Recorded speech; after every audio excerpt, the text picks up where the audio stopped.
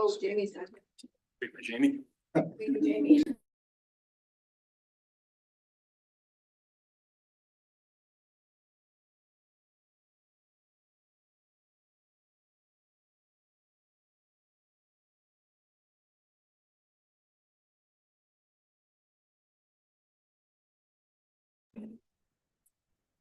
Sigurdsson, Chair of the Board. I call this regular April 29th regular meeting of the Louisville School Division to order. And we'd like to begin all of our meetings with LRSD land acknowledgement. And this meeting, I'll turn this over to Trustee Palmquist. Hi, everyone. Discussion with family. I made a decision to personalize the land acknowledgement that I'm giving today. So I wanted to express on behalf of the board a personal acknowledgement that of my connection to the land and our division's connection to the First Peoples of this land. So I was born in the city of Vancouver on the unceded territory of the Musqueam, Squamish, and Tsleil-Waututh peoples. I am a property owner in the rural municipality of Stewartburn, which is traditional Anishinaabe territory near the present-day Roseau River First Nation community. I grew up in St. Vital, an historic Métis community and part of the national homeland of the Red River Métis today. And I'm a trustee in the Louis Riel School Division, named for the officially recognized first premier of Manitoba, Louis Riel, who shared with the world his vision of a land where French and English speakers, Indigenous and non-Indigenous people would live together in respect and harmony and prosperity, a vision that I believe that we continue to pursue to this day. Thank you, Trustee Palmquist. Again,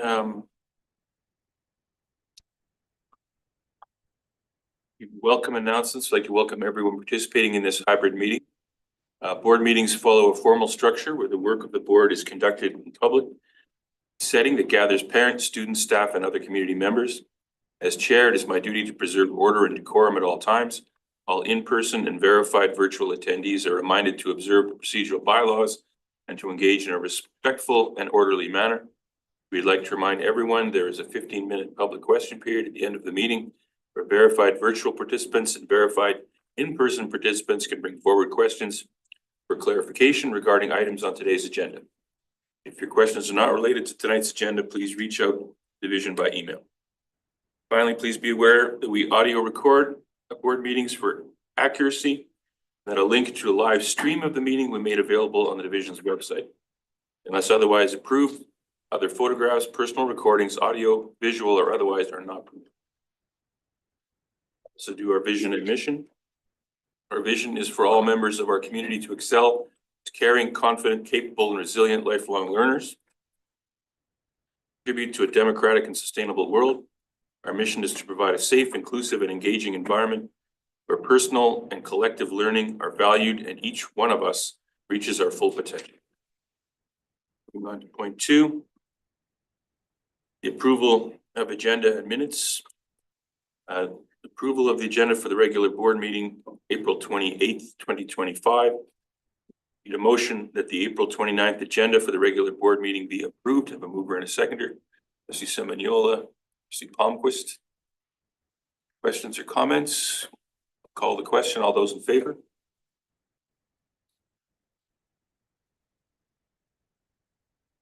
For those who are here, we do electronic voting, so some takes a little bit to go through. Sounds like the motion has been carried. Yep. Then we have the approval of the minutes of the regular board meeting, or last regular board meeting of April 15th, 2025.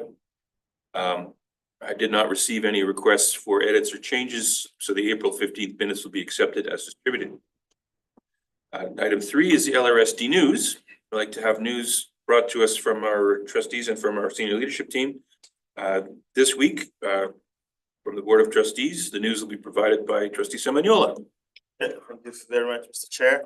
I would like to say in our division, we have a lot of talents, and this springtime is a time for many concerts in the last couple of weeks. Just want to point out a couple here with Corsage Creek. They had their concerts couple weeks ago here for both the English and the French, and both were very well attended. And it was also during the time where it was really good weather, so it's good to see people in the community walk into their concerts and back into their concerts. The divisional choir will be having a performance here on May 1st. We already had a raving review from our chair when they performed at the Legacy Center, so I encourage the rest of our community to support that work. And the folk dance in the park will be taking place again in the week of May 12th, weather depending. I did have an opportunity to attend one last year, and it's really amazing with bringing folk dancers from all over the world and having hundreds of students performing and having a really great time. So it's a really great event, and those that can make it, I do encourage you to make it. Thank you. Tremendous. Thank you so much. Any questions or comments on those highlights? We'll pass on then to news from our senior leadership team and pass this to Assistant Superintendent Cadez. Thank you very much. Then some news from the J.H. Bruns Collegiate Family of Schools and the Collège Sauvé Family of Schools. École Saint-Germain has a long tradition of having a very engaged club d'environnement, and a lot of students also participating in choral program. And so as part of Earth Day on Tuesday, April 22nd, 39 of Saint Germain's Environment Club students from grades 3 to 5 were invited to sing at the Rotunda area of the Manitoba Legislature. There were over 100 guests and dignitaries in attendance, including Trustee Palmquist. Our students were excited to participate and sang with passion and courage about the importance of taking care of our planet. And a special thank you to the music teacher, Jennifer Engbrecht, as well as local MLA and Minister of Environment and Climate Change, Mike Moyes, for arranging this unique and memorable experience for our students. You can scroll down to the next set of photos. There's the whole group outside the legislature. And then here's a project that I was asked to share from students at Island Lake School, who's working on an allyship group. And so this is a group that's open to students from grades 5 to 8. The aim of the group is to foster inclusive, reflective discussions that connect students' lives and teach allyship strategies. The group strives to empower students to take informed action and lead positive change in their school community. And two of the students that are part of the group, Nivya and Krishna, have asked me to read a text that they've prepared. So I've got some excerpts from that I will share tonight. They want us to know what their allyship group does at school. And our group of allies meet at school at least once a week from 7:45 to 8:30 in the morning. One week we do an activity related to allyship, and we get a text to read about scenarios where people are being mistreated, how an ally can stand up for them. And the week after, we discuss about what happened in the story and share our opinions and how we think it relates to us or how we felt about what happened and what we would do. All that we want in allyship is to spread kindness and make sure that everyone is happy and understood, to make sure they feel as though they belong. And on a project they worked on recently, the allyship group led an International Day of Pink Assembly and art project in the assembly. We had a few people talking about what happens, what International Day of Pink is, and a few people talking about allyship, and others talking about the art project in the picture in the screen that I'll moment. And we also had a few members from the allyship group make 2 plays about how to reduce the amount of bullying and how to be an upstander. So the artwork that you see there is an iceberg, and the identity iceberg, according to the girls, this is the identity iceberg that allyship made. The blue rocks are what you don't see in people, and the clear rocks are what you clearly see in people. And we want this art piece to be a reminder that you never truly know a person based on what you can see. It's all about what's on the inside. Don't judge a book by its cover, and be kind, because words can hurt. And finally, on the last picture, we have Collège Sauvé's UNESCO team celebrated Black History Month by hosting an event that highlighted 17 local businesses owned by Black entrepreneurs, featuring everything from sweet treats and coffee to fashion and more. And the celebration, organized in collaboration with Collège Béliveau, was further elevated by a captivating performance from Juno-nominated singer Kelly Bado, making it a meaningful tribute to both local entrepreneurship and talent. That's the news. Very good. Thank you so much. Much appreciated. We move then to item 4, which is one of my favorite things, presentations to the board. We have another one of my favorite things, Student Advisory Board will be presenting today. So Trustee, Assistant Superintendent Cormack, I'll hand it over to you. Thank you so much. We had a very active and strong student advisory board again this year. I want to just take a minute to thank Mia Gunther and Nicholas Kelly two of our divisional principals who have assisted and supported the group. And so tonight we have a group of the students. Not everyone can be here tonight, but tonight we have Delaney from College Jean Sauvé, Evan from JH Bruns, Fissy from Glenlawn, Teresa from CJS, Berlucci from Dakota, Yubi from Dakota, and Zainab from Dakota. So I will turn it. Oh, no, Zainab's not here tonight. Who am I missing anyone? Nope. Everybody. Yeah. Good. Okay. Eliza. No, Lindsay. Lindsay. Sorry, Lindsay from CJS. CGS. Thank you. All right, I will turn it over to the group.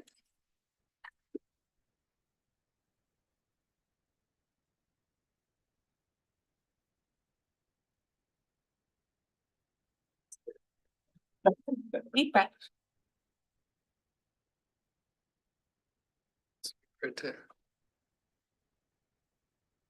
Perfect. Hi, everyone. My name is Yuvi. As Darcy mentioned, I'm from Dakota Collegiate, and so we are the Divisional Student Advisory Board, and I'm going to talk to you about what we are and why we're here to talk to you guys. Our central message at the Student Advisory Board is like the purpose, our purpose is the importance of authentic student decision-making and voice in the decisions that go on here. So what we really want is to incorporate the multi-year strategic plans, strategic actions of student agency and voice, and that is what we stand for. We believe that by giving students the empowerment to take on a more leadership role and giving them a seat at the table, giving them an option to have a say in the decisions that affect them, that can be pivotal in helping create stronger leaders, learners, and students. And so our group here is going to talk to you today about what we are, who we are, what we've done already, and what we're hoping to do in the future, and how we're hoping this can change how students are perceived, how students come across, and how students develop to become better learners and stronger people.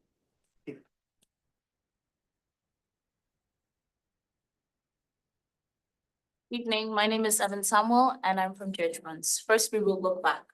At the beginning of the year, we set ambitious goals focused on 3 key priorities: listening to students, taking meaningful action, and improving our schools.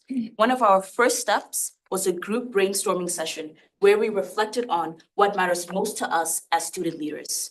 The word cloud right there at the corner of the slides, it comes directly from the sticky notes that we created during this session. It captures the key themes that emerged, such as equity, inclusion, sustainability, and mental well-being. It helped guide our focus for the year. As we continued these conversations, it became clear that while we had identified important areas, we needed to broaden our perspective by hearing from more students across the division. That realization led us to plan new ways to engage our peers and gather their insights, ensuring that the actions we take are inclusive and truly representative of all student experiences. And so an idea was brought up: having a leadership program. We wanted to create an open space for students and teachers. The purpose of this was to learn from each other and for schools to adopt new ideas that would benefit them.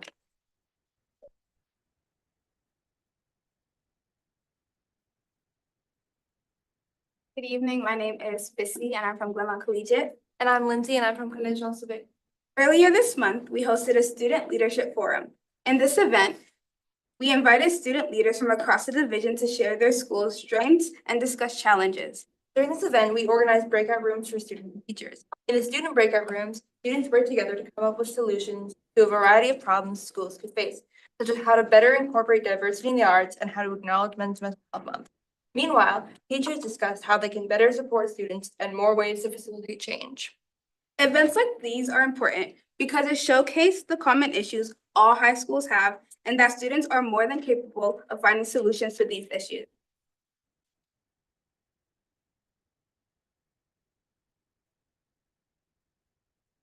Good evening, my name is Berlucci and I'm from Dakota. Good evening, my name is Delaney and I'm from College Jean Sauvé. Excellent. 。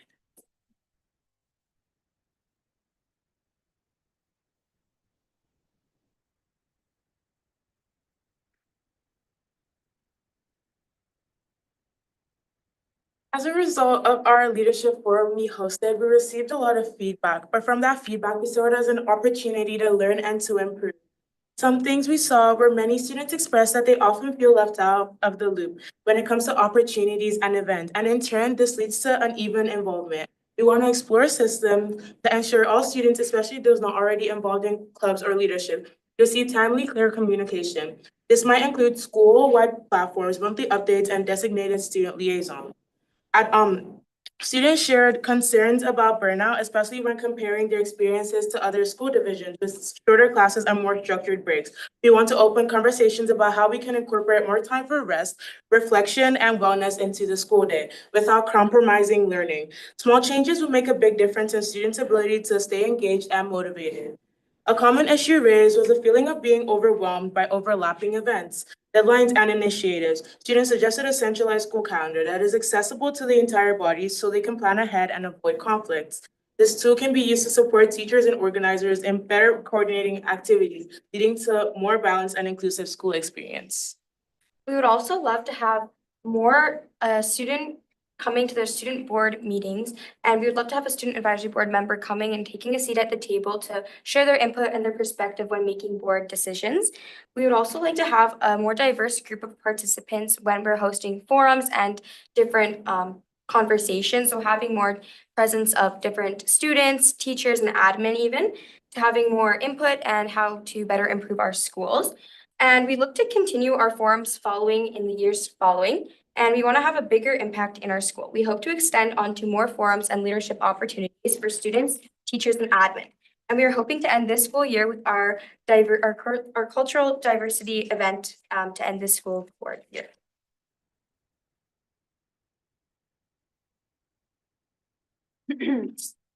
Hi there, my name is Raisa Hawk and I am from College Sobe. And as you've seen today, this year with the Student Advisory Council, or Board, Council, it wasn't just a year of student leadership, it was a year of student ownership. Students stepped up, not because they were told to, but because they wanted to make a change in their school community. As a group, we listened, we led, and we brainstormed frameworks for actionable change. But we cannot and should not do this alone. With this presentation, we're asking for more than just acknowledgement. We're asking for a partnership with the board. What does that look like? Is it monthly reports, collaboration on projects, or even a seat at the table? When decisions are made with us, not just about us, the outcomes are more inclusive and sustainable. We've shown what's possible with the Student Leadership Forum that brought 7 of our high schools together. Students were able to address real issues that they see in their schools and make those connections. What we need now is for that momentum to be matched with commitment. Change doesn't begin with loud declarations. It begins quietly with a hand extended, a door opened, a voice invited in. Like lighting a single candle in a dark room. It doesn't solve everything, but it shows where we are and where we can go. People often describe schools as systems, but I would like to say that I see it more as an ecosystem. Living, breathing, and we're interconnected. And in that ecosystem, student voices are not just flowers for show or for decoration. It's the soil. It holds the potential for everything else to grow. Ignore it, and the roots dry up. Listen to it, invest in it, and the whole system begins to flourish.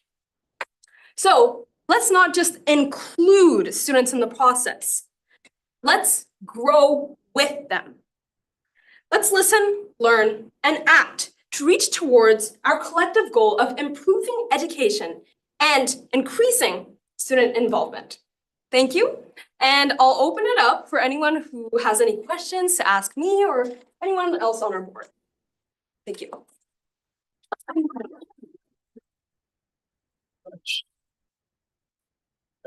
Lots of questions. Anyone have want to jump in? The board, trustee Palmquist. Yeah, great presentation. Thank you everyone for coming. I had the chance actually last summer to attend the Canadian School Board Association conference, Toronto. And there I heard from a group of Ontario-based high school students who have their student trustee program, in keeping with what you were talking about. And got to hear a lot about what that looks like and how that can be structured. And I think that would be, it's a very compelling idea. It does require collaboration from our partners up at the province of Manitoba.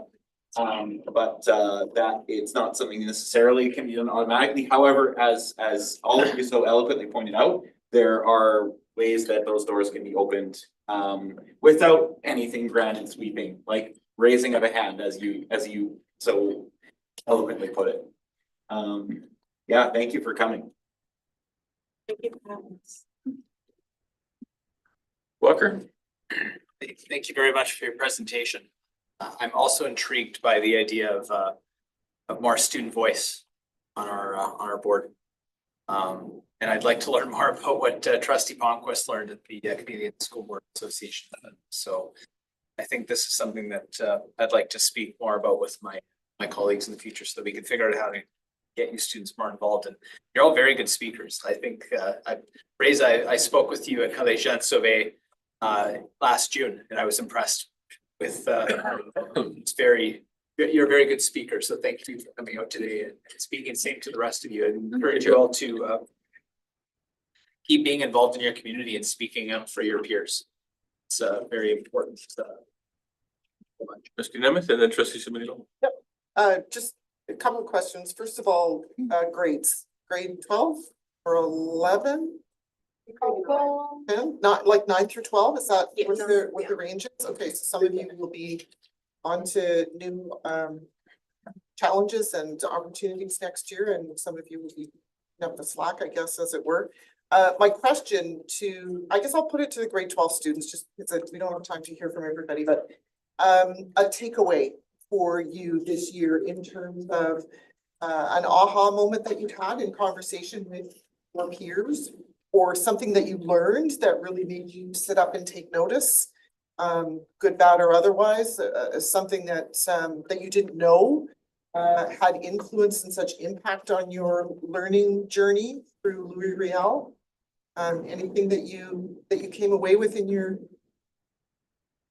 I won't leave it to grade 12s, just to anybody who, was there anything that was really just a light bulb moment for you?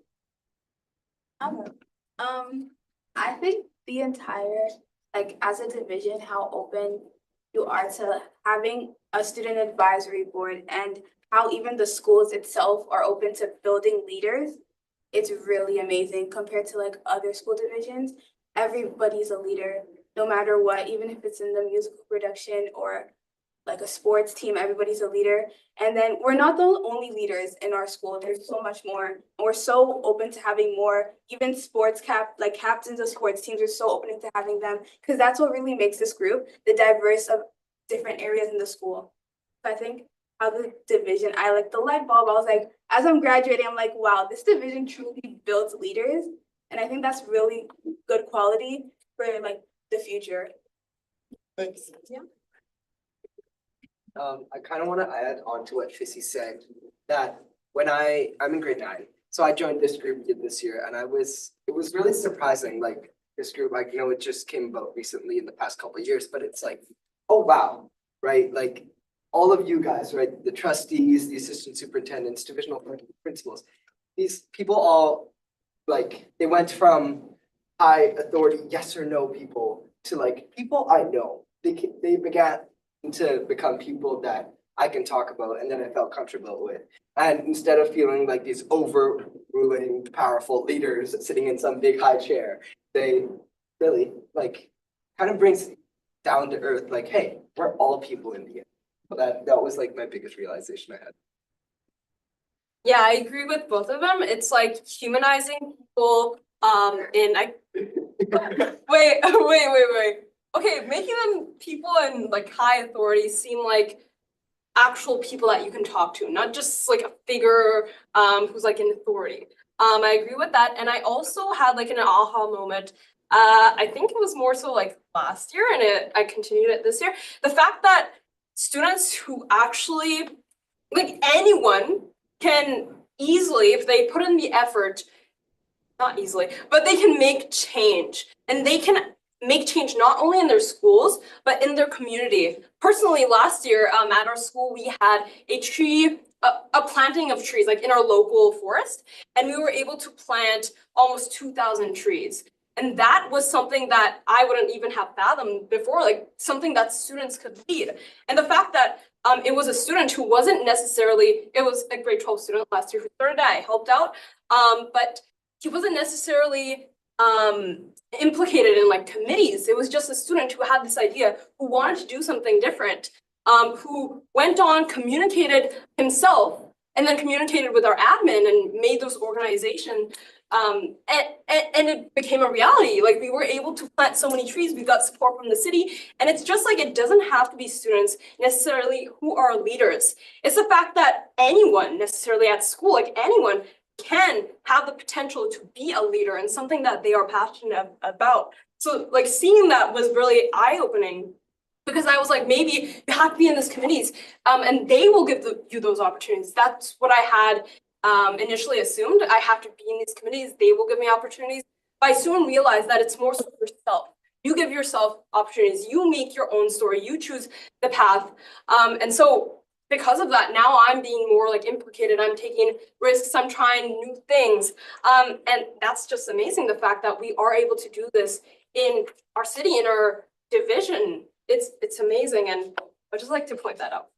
Keep using your voices. Don't wait to be invited to the conversations. Put up your hand and say, our voice matters, because it does.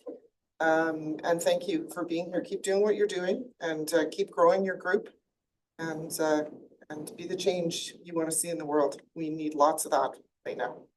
Mr. Seminole? Yeah, I'd like to echo my colleagues' comments around how good of a job you guys have done to speak to us, but also sharing the great work that you're doing within your own schools or within your own community. It gives me great confidence on the work that, not only the work that we do here at the table, but the work that's being done in the classroom, that we have a lot of leaders that are gonna come out of this division flourishing and representing us well here in our community in Canada and abroad. I'm very proud of the work that you guys are doing, and just stepping up to want to do this. I know you had mentioned here, we have listened, but listen, learn, and act. I think we have a responsibility. You called us out as a group. My question is around the engagement. I think you talked about engagement, you talked about burnout, some of the challenges that you guys had faced. When you look at this group on us as a board, is there anything that you could have pointed out that we could have supported you guys through that this year? So that way, as we go through next year, we're thinking, how can we support this group with some of these challenges? And I also just wanted to say, you can email us, you can contact us, you can come to this meeting. I want you guys to know that this group, that group is available if you run into that. I want you guys to be successful, and very proud of you guys. So if there's any way we could have helped in some of those challenges you mentioned, please let us know. Sorry. Yeah, we actually saw during our leadership forum, and that's one thing that I liked about it, the fact that there were patterns between schools. Like, lots of the struggles were similar, like communication struggles, as well as like school days being too long, not enough breaks, and even supporting certain exchange students. Like, some exchange students weren't given enough support. So we saw lots of patterns across different schools. And after having kind of analyzed the fact that, oh, there are all these connections, we could definitely contact you and like share our ideas on how we can modify things. And we can take inspiration from divisions across Manitoba, because some divisions have shorter school days. Some people, they have like school calendars or whatever to help with communication. There's lots of ideas that we can propose, and then you guys can discuss. But there are lots of connections, so we'll be sure to contact you guys. No, thank you so much. Again, congratulations, great job. We're happy to have you guys get well done. Great. Again, thank you so much for coming. We really enjoyed hearing from you, and I can tell you that as chair, I'm going to make a commitment right now, and you can hear it, that we're going to bring this to the board for further discussion, and we're going to look into very, very seriously how we can make this come about. Once I finish my remarks, I'm going to ask you a question about how that's going to work. But I also just want to say how proud and wonderful it makes me feel to have you say that, you know, we're a division that produces leaders, because, you know, that's really what we try to do. And just to hear someone say that to us is really, it's almost overwhelming, because we work as a board, and like you say, we meet with each other, we meet with people, we have to deal with some boring things and some other things, and a lot of nuts and bolts things that have to get done. But through it all, we keep in mind that we're trying to produce these goals, and then to hear it back to us that this is working, it's just overwhelming. It's so wonderful. So thank you so much. And again, the issue you talked about with the trees, because I know that fellow through my son, and I know what that project was, and saw some of it. It is truly remarkable, and that's a fellow who wouldn't be thought of as a leader. He's just a nice guy who had a smart idea. And that's another thing, when we talk about leaders, we don't want to talk about, powerful people who pound the podium and rise to the top. Leaders can be anyone. Leaders can be an unassuming person who just wants to make change and wants to do good things, big or small. And I think you've encapsulated that by telling us your experiences, and it's just a great reminder for us. So we're really very appreciative of that. But the question, sorry. Pam has a question? Okay. I don't know, I was wondering. I asked her, does she? Yeah, she didn't, Does? she didn't put up her hand. Didn't put up her hand? Pam, would you like to speak?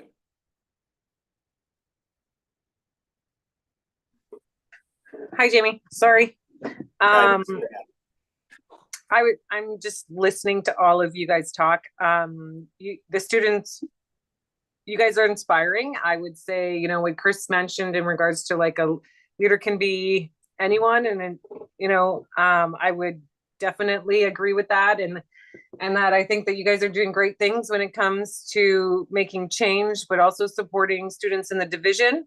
And I'm really looking forward to seeing what you continue to do and where you end up in your life and in your career, and continuing to build upon the student board within LRSD, and encouraging more people to be part of that as you guys move on and leave LRSD. I think it's going to be really, really important to continue the level of engagement and what you guys are doing to support students and the division. So thank you for coming out today. Thank you, Pam.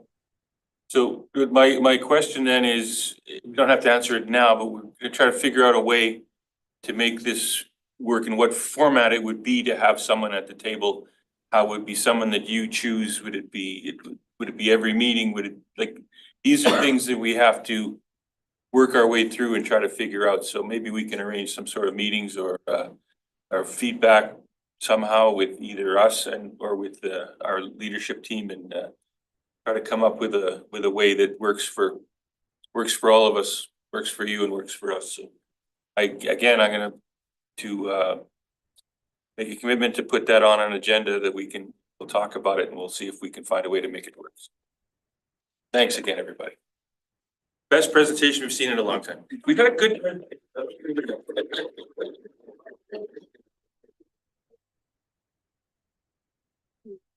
You can stay if you like. Okay. Well, that's a hard act to follow, but I lost my connection. Okay. Now we're going to turn it over to one and only Secretary Treasurer Nikki, Finance and Audit. Yeah, thank you very much. So I just wanted to bring a motion forward for a promissory note. And this promissory note is to help finance the capital project specific to the Sage Creek Bonavista. And so this promissory note is for $10 million. And it's to cover current costs that the division has incurred to continue the completion of our new school in that will serve Sage Creek and Bonavista Vista community. So the motion will be that the issue of the promissory note, LTP, is that a 5? S? It is going to be Yes. S. S 0788. Yep. As it is deemed necessary and expedient to raise by loan the sum of $10 million on the credit of the Louis School Division for the purpose of financing capital project be approved. We need a mover and a seconder. Trustee Walker, Trustee Simoniola. Have any questions or comments regarding this promissory note? If not, I'll call the question. All those in favor?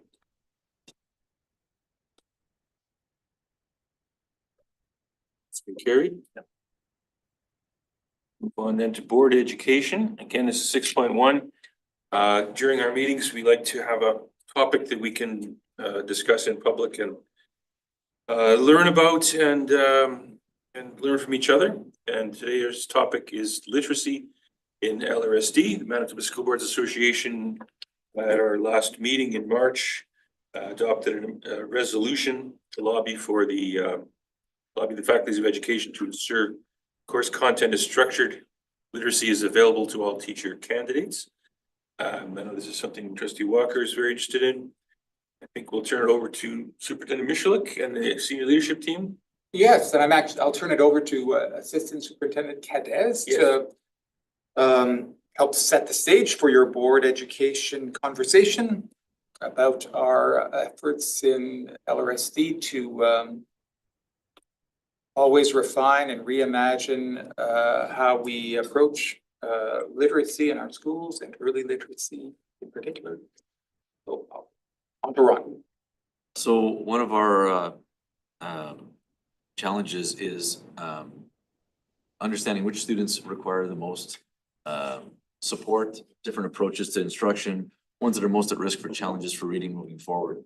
And so the province recently passed, or is recently implementing a policy a couple of years that will allow for universal screening to occur across the early grade levels in all the schools in the province. And Bill 225 is now able as well from the province that mandates that by part of the Public Schools Act.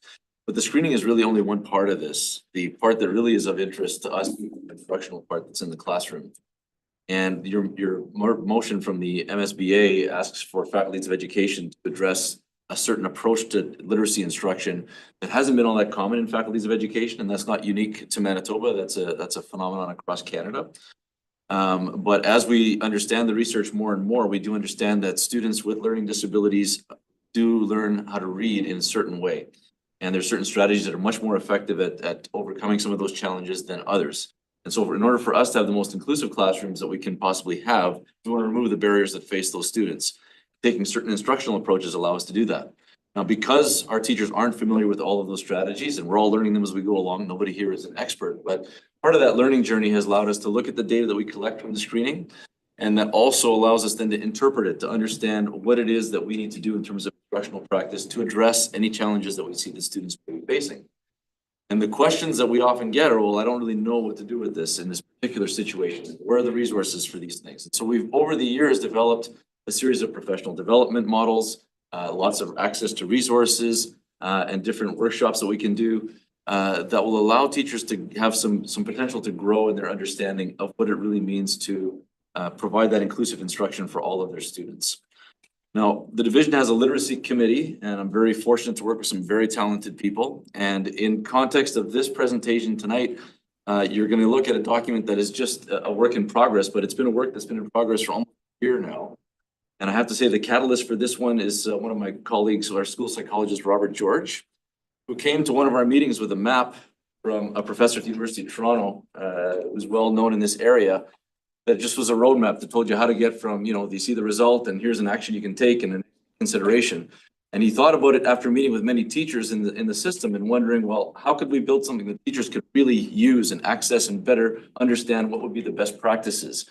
And so working collaboratively with the other members of the team, that would be Carla Gutierrez, one of our speech language pathologists, Lisa Timchuk, our occupational therapist supervisor, and 2 members of our school and classroom support team, Genevieve Shayak and Kristen Dowell, and our divisional principal, Nicholas Kelly. They've come together to put this document together. And I want to give a special thank you to Cody Seller from our communications team, who is the brainchild of layout for this thing, because in essence, what we had was a napkin with a bunch of ideas. And we ended up sitting down with Cody and Robin in particular, spent a lot of time with them, but the team as well. And Cody somehow figured out within the first hour of sitting together, okay, we could do it this way. So I'm going to walk you through some of what's in the document with Jamie clicking through the document with me. And we will do what we can to try and bring some light to what it is that we're asking teachers to do. So we talked a lot about screening and different things we have in place. This would give us an idea as to when the screening occurs, why we do it the way we do, and then what they should do next. And what to do when it doesn't actually work. If you try certain instructional strategies, well, what's the next step?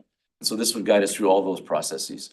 So Jamie, if you want to click on the assessment schedule, oh, go back one. Sorry, click on the assessment schedule piece first. So this is, we got a different schedule for French and for English. And basically what you see here are some of these, what we call the screening periods for the different literacy screenings for our students in kindergarten to grade 8 in English. And what you'll notice is that there's a big black line between each. Black line represents 8 weeks, and 8 weeks would be where we would have the instructional period. You get the screening done in the first month or the first few weeks of that month, and then you have 8 weeks basically to implement some type of a structural instructional model to respond to those results. And the goal would be that when you come back to the next screening period, you'll have some measurable growth that you show. And so that's kind of how this schedule is set up. It was put purposefully as a screening, 8 weeks of follow-up, screening, and so on. You want to go backwards, Jamie, one slide? You have to go back several, actually. Sorry, go back to the beginning. There you go, and click on the interventions. And then you can go to the Start Here button. So on the left-hand box, you see all these check boxes. This sort of gives you a guideline where you start. Now, as a division, we've built a bunch of resources that you can use that will guide your instruction. We've developed something that we refer to as a scope and sequence, which sort of outlines the way that we structure the introduction of different literacy concepts, especially in those early years. But really, that's the foundational skills that every student's going to require, regardless of their grade level. And when you click on the Start Here, we start talking about first step. So now we're talking about the screening, and you click on that box again, and you'll see you either have the student successful or not successful, meeting the benchmark that's set up for that screening tool or not. If you click unsuccessful, Jamie, then it'll give you some things to consider for instruction. If it's 20% of your class or more, then you're probably wanting to do this across the entire class. We refer to that as tier 1. If it's less than that, you can probably have smaller groups when you're doing your centers in your classroom, and you can be more targeted in your intervention. We call that tier 2. So you're going to click on the bottom box. You have fewer than 20. And so here's the tier 2 smaller interventions. On the bottom of this page, if you look at the literacy screeners, you'll see the names of the different ones that we have: DIBELS, CTOPS, TEFL, and EDAPAL. These are all of the ones for different grade levels and for English and French. So not all students have all of these. They'll all have at least one. And when you click on the DIBELS, for example, Jamie, you'll see all of the subtests that are within that. And as you click on each subtest, it highlights which area of literacy development it targets. It explains what it is, and then it gives you a link to a bunch of strategies on the right-hand side that you can try that are already on our teaching and learning portal on the divisional website. So teachers have access to this stuff, but this document really puts it into context. And so you have a definition of what the concept is and some strategies to follow through.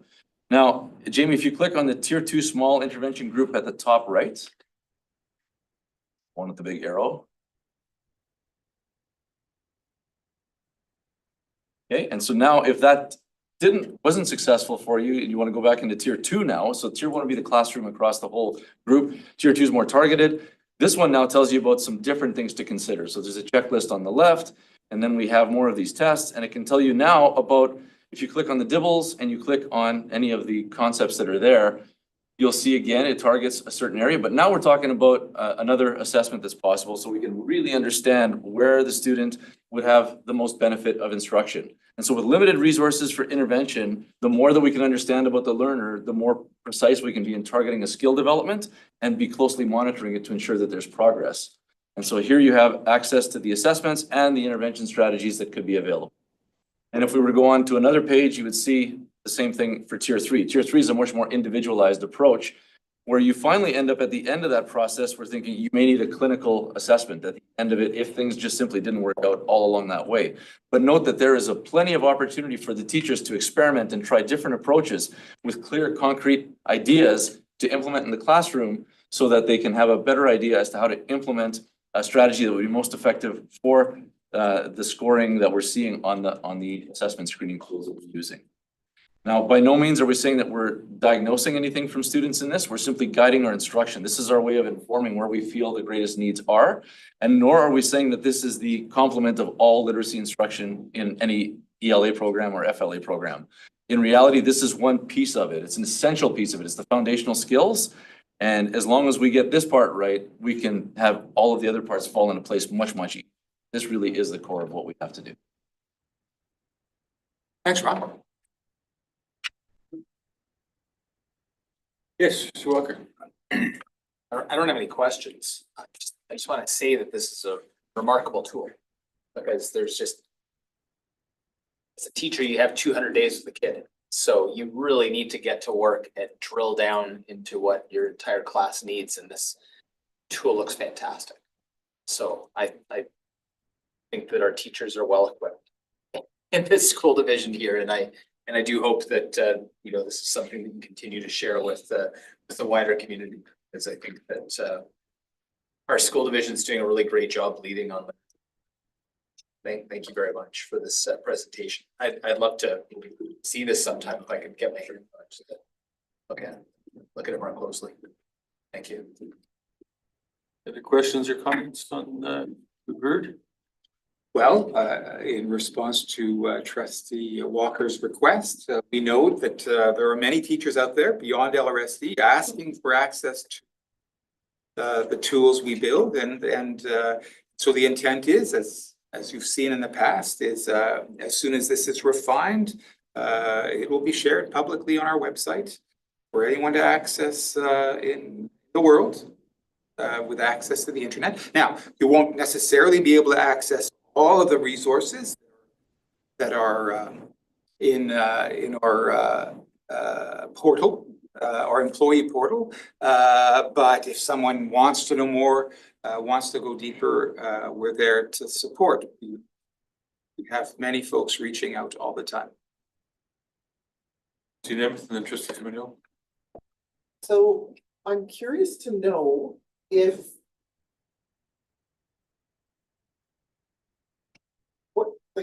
if there's evidence to suggest that this is a good process, or this structured literacy has good outcomes and is meeting needs. Why is it not, like, with somebody from a non-educator background, why is it, like, what's the disconnect that there is this lobby effort necessary and that this is not something that is wholesale being done? Loaded question, maybe. It is. People hold on to their traditions quite dearly, and sometimes in absence of actual evidence of success. Sometimes we see success where it may not actually have been there. And I applaud our division and Darcy and Jeff when they started this process. We got here because we had the courage to step back and say, we really need to take a good look and see what is the impact of the strategies we currently are using, and could we do more? And that's really where we started, I think, this process many years ago.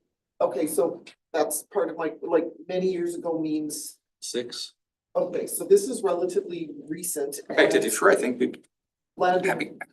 It goes even further back. I mean, I can remember 2010 and a thumb drive full of research coming out of Ontario related to literacy. But what we know now, in contrast to what we knew in 2010, is a lot more. And it's just, again, this mindset that we are always refining our practice as professionals in education, just as we expect the same of doctors and engineers and any profession. And I can imagine that there is substantive data that supports in Louis Riel, the continuing and the refinement, to use a word that was used tonight, to ensure that these interventions stay relevant, current, timely, whatever the other words are. Okay. I'm I'd be interested in, I don't know what I'm interested in now. The hamster's getting a workout, so I've got lots of curiosities in my head right now, so I'll stop there. Thanks. Viola? Yeah, I had a similar question. I just want to add something else on it. Relating back to maybe it was last year or 2 years ago, there was an assessment that was done, but that one I think was very selective in setting grades. I don't know if it was provincial or if it was federal. Doesn't really recall that. Well, we've talked about lots about different assessments, right? We've talked about PISA, that's an international assessment. We've talked about PCAP, those are national assessments. We talked about our provincial assessments in grades 3, 4, 7, 8, Yeah. grade 12. There was talk of an assessment in grade 10, but then the province changed their mind. Yeah. And then we talk about where we believe, where we believe in, so here's what we believe though. The difference here, we're talking about standardizing on some essential assessments, we're calling them screeners, that help us at the earliest understand how the student is doing, standardizing on that across the school division. And then as Ron has demonstrated this evening, it's all fine to have collected information, but what does one do with that information? It's of no use if we're not actually acting on what the information is providing, and that is no easy task and requires tremendous work captured by this. That's quite amazing. I mean, Christian answered my question without even me asking the question. That's pretty amazing.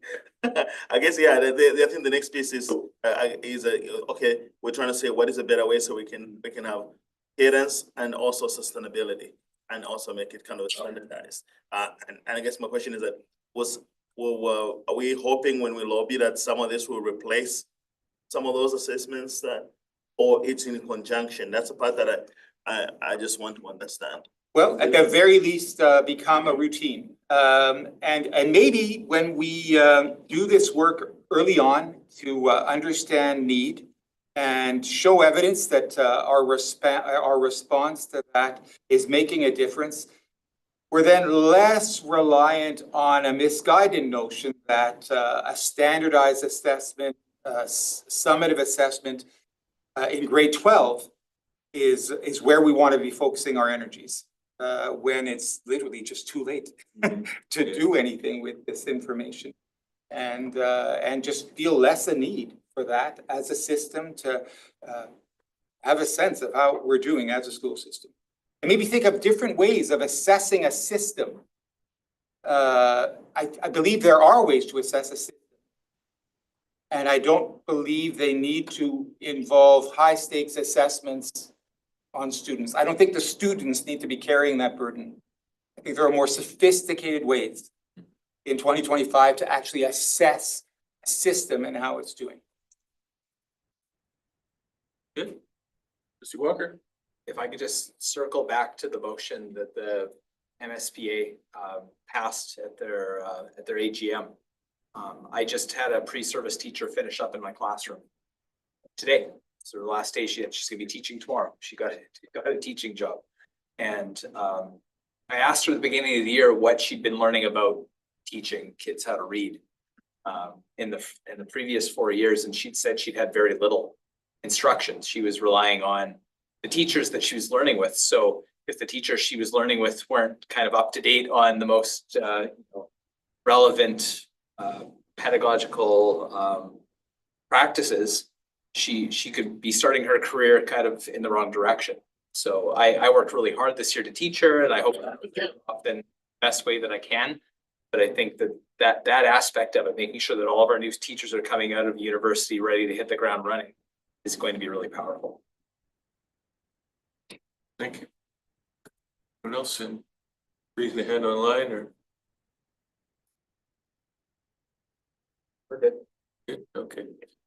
Well, thank you very much. A lot of information. I'm with Trustee Nemeth, being non-educator background. It's a little overwhelming, but well, we're very lucky to have such dedicated and talented and intelligent people on our team. doing all this work. So thank you for everything. I'll move on in, and I've lost my connection again. Just one moment. We now move on to staffing. And I'll turn this over to the our superintendent for appointing a new term assistant superintendent. Yes, we are recommending as a senior leadership team, Corey Kapalik be appointed assistant superintendent for 25-26. He is he's presently serving in the role of director of school and classroom support. Before being a director of school and classroom support for the division, he was a divisional principal. Before serving as a divisional principal, he was a school principal. Has served as a coordinator of Indigenous education. And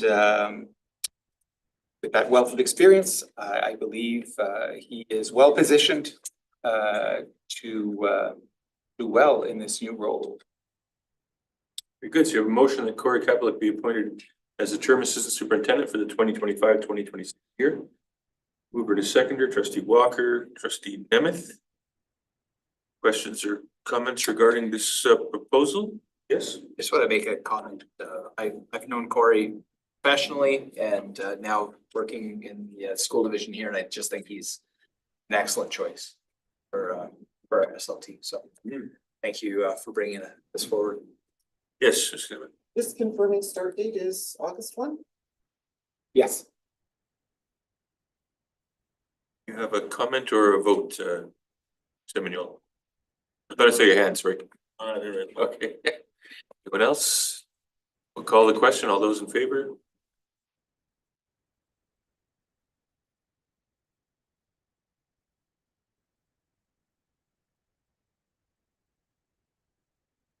Good.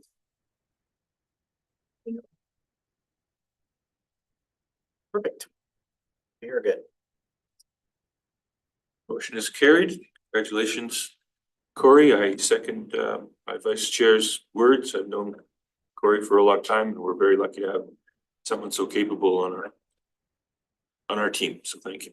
Now we move on to, and I should say I'm bad at this. I forget it at the beginning, but we do have regrets from trustee Turner and from trustee Nordheim for today, just for the record.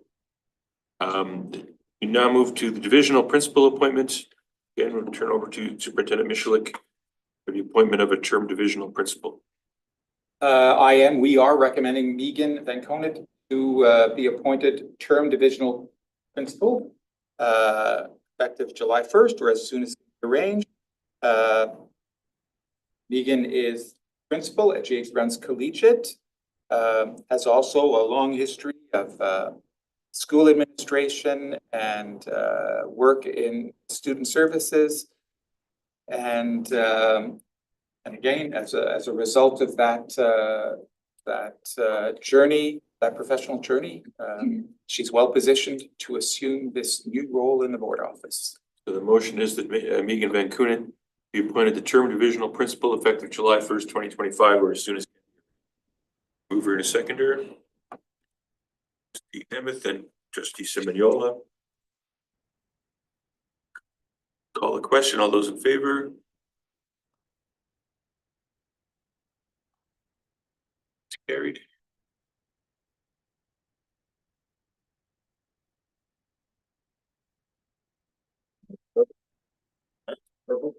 Oh, yeah, my computer went to sleep. Okay. No, There we go.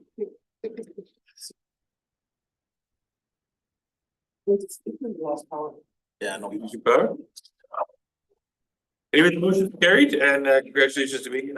And got to do fairly well when she was vice principal at Dakota, and she's well positioned to serve us very well in this capacity. So, congratulations to her. Now we have the Summer Learning Academy. Assistant Superintendent Cormack will provide context for the recommendation for the proposed board motion. The Real School Division will once again be offering middle years camps and high school programming over the summer. And I am recommending that Dion Papinsky is currently principal at Glenlawn Collegiate, and Justin Bell, principal at Nordale School, be the principals of these summer learning.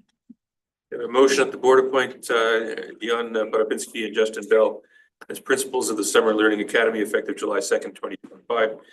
We have a mover and a seconder for this motion. Seminola, trustee Walker. Question or? Yeah, question for clarification. How, has it always been two principals or do we have principal, vice principal in the past? We moved to two principals last year. Last year, okay, We've made a few other changes. We will be hiring a principal for the international program, okay, and we have someone else who looks after Aspire. great, thank you. So all those in favor?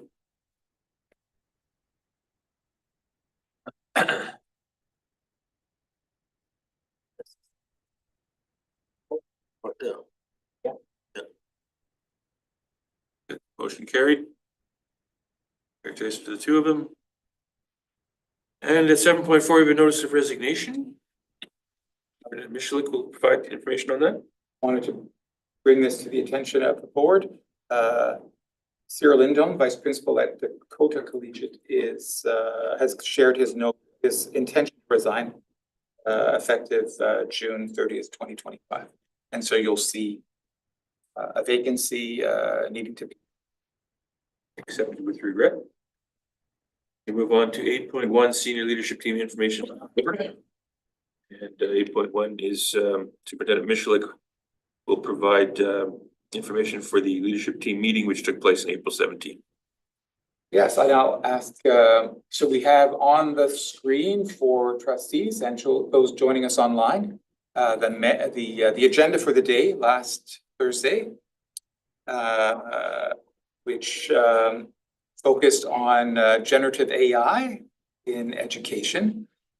And so we started the morning by just talking about how generative AI is advancing rapidly with new breakthroughs and applications emerging. At times it feels as though they're emerging literally every day. It's having an impact in many sectors: healthcare, manufacturing, advertising, marketing, of course, software development, financial services, the entertainment sector, and the education sector. So we talked about just how transformative a potential generative AI will have, and then spent the afternoon, scroll down, talking about large language models more specifically, and this notion of prompt engineering when using a large language model, when using a generative AI, and then focused on some case studies to consider in the context of public education.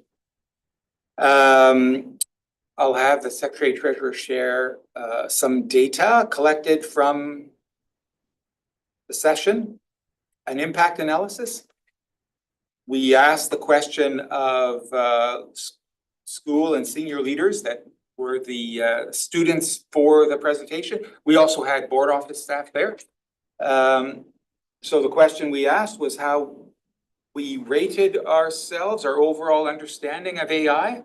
And so you have pre and post results here of the survey data. And we see that after a day of learning together, our overall understanding of AI did improve. Next slide. We asked the question, how confident are you in your understanding of the ethical and data security considerations related to AI, generative AI's usage? And here again, you can see how participants' confidence level changed. Pre to post. Next slide. We asked to what extent folks agreed that generative AI can have a positive impact on student learning outcomes. and to what extent folks agree that AI can have a positive impact on staff workloads. So here again, pre and post, we can see a change in people's self-assessment. We asked how confident our leaders feel in facilitating discussion with staff about the use of generative AI in their roles. Here again, we see confidence after a session together of learning, improving. Confidence also, how leaders feel confident supporting staff in the proper use of tools and applications. And here again, see pre and post the session having been worthwhile. We asked folks what are some new ways they could see using AI in their professional roles. So folks sharing how they might use large language models in planning for professional learning, in communicating and creating content, and in supporting instruction and student engagement. Finally, not quite finally, one more slide. We asked them what is one new way they could see using AI in their professional roles. Continued, so data analysis and resource allocation, creative uses, efficiency and automation, and ethical and responsible use. And then finally, we asked what were some lingering or new concerns regarding AI education. And well, from the onset, folks, so one thing that is absolutely concerning for us is questions of privacy and data security, confidentiality, bias and fairness has to be an ongoing concern, should continue to be a concern for as long as we are navigating a world with AI. Questions of equity, the ethical use and responsibility of AI. I already have concerns about over-reliance on it. And if we're going to resolve any concerns around bias and fairness, transparency, accountability is essential. The environmental impact of AI, of course, generative AI is at the place where it is because of big data. Big data requires lots of energy. And so the carbon footprint, the sustainability of it all is a concern. And questions of intellectual property, plagiarism, and the ownership of intellectual property are ongoing concerns. Most definitely in the advertising, manufacturing, communications, entertainment industries, manufacturing industries, but it should be at the heart of our concerns as well in education. So those were our takeaways from one day of learning. Next steps are we are going to work with Katina, the consultant from Dell that facilitated the day. We have a small group of staff working on guidelines and resources, and we aim to have draft guidelines and a resource library available by June. So I'll share more in June on the work ongoing. Thank you. Great. Any questions or comments? Yes, Tomquist. Oh, go ahead. Christine. Great, great summary. Looks like an excellent PD, and all of those questions are very important. So applaud to everyone who put that on and participated. I feel compelled to, as I do every time AI comes up, to just note that at some point, I would like if we would consider how we might begin chewing on the subject of not just ethical use of AI, but ethical obligations towards AI. I think that the future generations, the kids that are in school right now, there's a non-zero chance that they are going to have to confront this moral quandary at some point during their lives in the future. We need to start laying the groundwork for what happens if something like artificial general intelligence or some preliminary version of it comes into being, and start preparing us culturally for that possibility. And how society at large and individuals should be responding to that unprecedented situation. Unanimous? Yeah, I was just, again, another one of those topics that we should visit on a regular basis, just to, you know, enhance the board's understanding of what this is looking like in our schools, both in terms of the teaching and the learning aspect. I suspect at some point there might be an opportunity for some practical learning on our part in terms of, you know, working with some of these tools. A lot of us use them already, and perhaps there's ways that it can enhance the board's work. I'm not sure.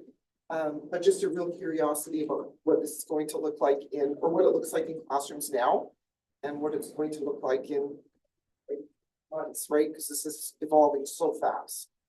But that would have been an interesting session to I'm not sure if it's on our next agenda for the COW Committee of the Whole. If not, we might consider it, or we might, is it? Well, or we could get a report from the administration in camera coming up shortly instead, but those. But you're right, Trustee Nemeth, that we should keep our hand in and as trustees and keep abreast of all these developments. So we should talk as the board about what we may want to see and how that comes to us, because I think to also receive some of this in public is just another way for you know, like there's nothing here that I don't think needs to be hidden at this point. What's happening is happening. So the more we can do in terms of transparency to bring that to the public so that they are learning as well or understanding. Sure. We're putting it on our next committee of the whole, just as a guidepost, so we as trustees can figure out what form we want to have get that information in. Certainly it should be as transparent as possible. I agree. Mr. Simoniola. No, that's good if you're adding to the list. I think I just wanted to say, obviously, we're talking about one form of AI in this particular scenario, understanding that outside of generative AI, there's a lot of other forms as well. And our focus is just going to be on this one, right? Yeah, because I also went to a session on AI, but it was the negative side. It was not this side. It was the disinformation and sort of thing. So we're going to have to learn about that. Basically, how do we protect ourselves and protect our students? So we also need to have a discussion about both the positive and negative, as Trustee Palmquist said. You had your hand up, or were you? Oh, sorry. Anything else? Sorry. I think we're good then. Thanks for that information. Sounds like a wonderful, rewarding day for everyone involved. We go now to 8.2 accessibility plan. Assistant Superintendent Cormack will provide an update on our accessibility plan for the division. So as I reported at our my last report, we are working on updating the policy, accessibility policy. And right now we're in the consultation stage. So each school identified an accessibility lead on their staff. And at the April staff meeting, that lead was asked to go through an activity with the school team that was there, providing the committee with some feedback around some specific items. The committee will now review all of that feedback. Right now, we've got about 40% response rate. And so we're just waiting for a few schools to continue to provide us with some feedback, and then we'll move for more changes to the policy before going on to the next stage of consultation with some focus groups from people within the community, and then bringing changes to the board before. Very good. Questions or comments on our accessibility plan? No, I think just on the timeline piece, But the end of the day, is it at the end of the school year, like in the next 60 to 70 days, or like? Yeah, No, that updates to calendar the day. policy. Oh, So just to be clear, we've got a plan, Yeah. accessibility plan that's been updated for December 31st and is meeting all requirements from the province. That's on our website currently and is the active plan. But we also have policy, and that policy needed updating to reflect the more recent standards that have come into law. And so that's what we're in the process of updating. Okay, yeah. Thank you for that clarification. Yeah. And thank you for the question. So we can move on then to 8.3 is monthly communications. Superintendent Michalik will talk about the Instagram analytics. We have a slide to share with folks online and in the room. So here are the analytics for March 2025.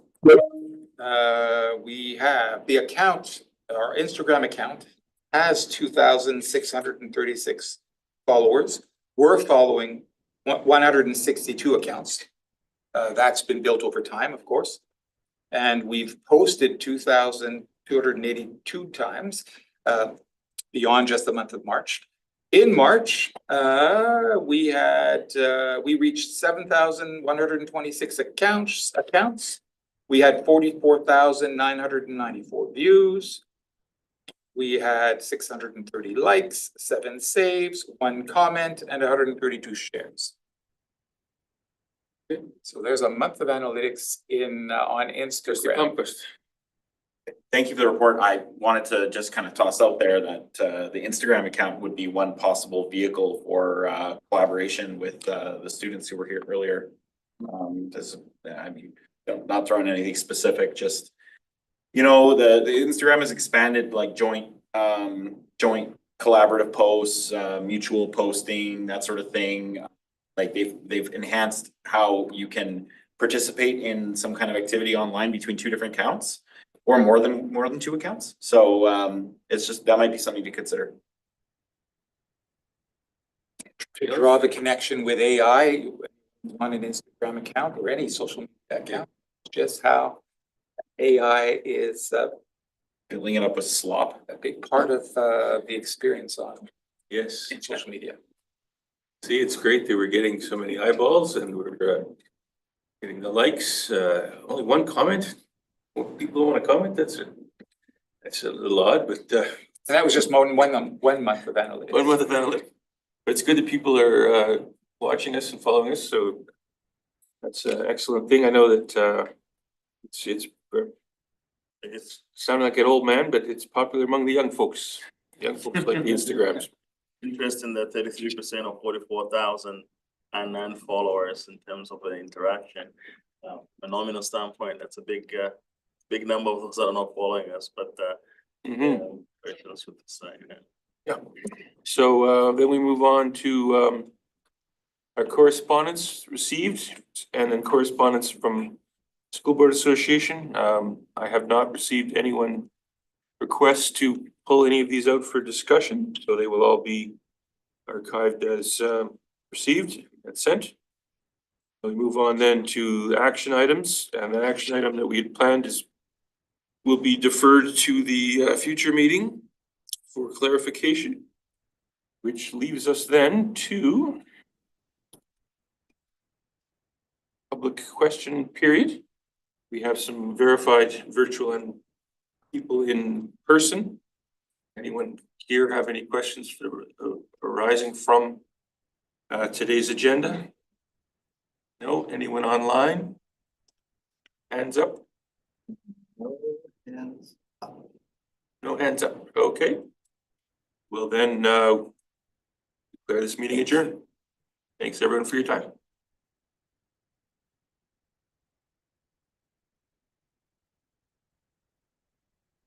Isaac. Nothing in the air again, especially. Right. Outside. Well, I got some allergies.